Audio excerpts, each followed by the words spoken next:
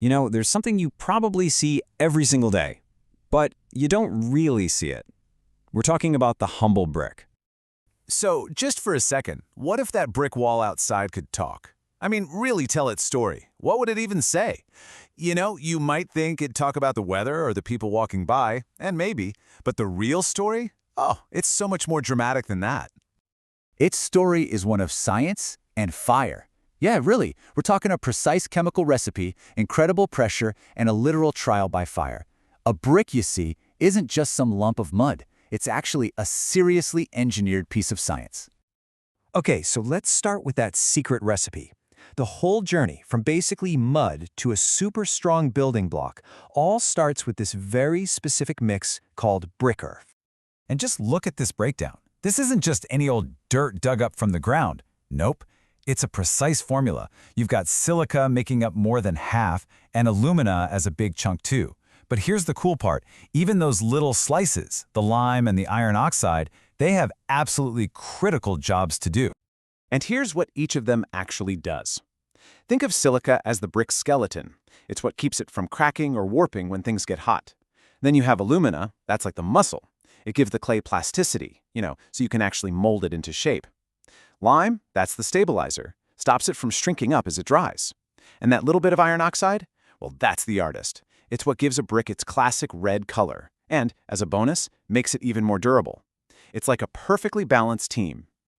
But getting that recipe right is only half the battle. The next part, the actual firing of the brick, is just as crucial. And I mean, tiny differences in that process can give you completely different results. So yeah, not every brick that comes out of that kiln is a winner.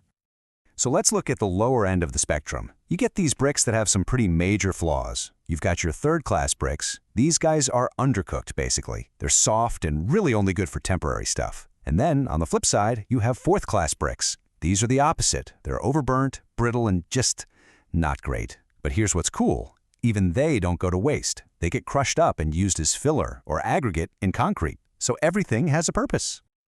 Okay, so how do you actually tell the good bricks from the ones that didn't quite make the cut? Well, before any good brick gets to be part of a building, it has to go through this whole series of intense tests. Seriously, think of it like a brick boot camp or a final exam it has to pass to prove it's tough enough. And this exam has 4 main parts. A brick has to prove its strength, its ability to handle water, its overall hardness, and get this, it even has to sound right. Yeah, you heard me. Let's break it down. First up is the strength test. And this is no joke. A good brick has to be able to handle a crushing force of at least 10.5 newtons per square millimeter. That is an insane amount of pressure. And it's that strength that lets a wall hold up an entire building without just crumbling into dust.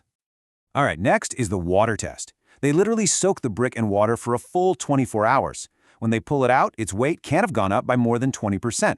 Now, why does that matter? Well, think about it. If a brick soaks up too much water, it gets weak. And if that water freezes, it expands and can literally tear the brick apart from the inside out. Not good. And then there's the hardness test, which is, well, it's pretty simple, but it's brutal. You just take the brick, hold it up about a meter, so around 3 feet, and just drop it onto a hard surface. If it shatters into pieces, it fails. Simple as that. A good brick's got to be tough enough to take that hit, which proves its internal structure is solid. Okay, so our brick has survived the gauntlet. It's proven it's strong, it can handle water, and it's tough. So what are the final signs, the things you can actually see and hear that tell you've got a top-quality brick on your hands? Okay, this is probably my favorite test of all, the sound test. If you take 2 really good bricks and you strike them together, you don't get a dull thud. No way. You get the sharp, clear, almost metallic ringing sound. It's so cool. And that ring is basically the brick telling you that it's super dense and was fired perfectly.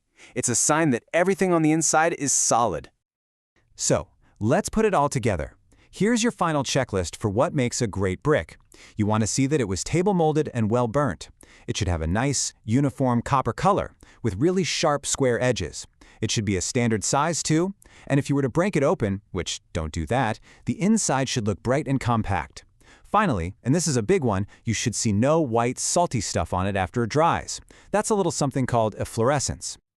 So what is efflorescence anyway? You've probably seen it. It's that white, kind of chalky stuff that shows up on some brick walls. Basically, there are unwanted salts trapped inside a bad brick. When water gets in, it dissolves those salts and carries them to the surface. The water evaporates, but it leaves that ugly white powder behind. A good brick just doesn't have those salts to begin with, so you never get that problem. So there you have it. We've gone from the secret recipe in the dirt all the way to the final battle-tested product. So next time you're walking around and you pass a brick building, I want you to stop for a second and take a closer look. Are you going to see just a bunch of reddish blocks stacked on top of each other, or are you going to see what's really there? A piece of carefully crafted science, the result of a perfect recipe, a trial by fire, and a whole gauntlet of tests, all designed so it can stand strong for hundreds of years. You're not just looking at a wall anymore. You're looking at a wall of science.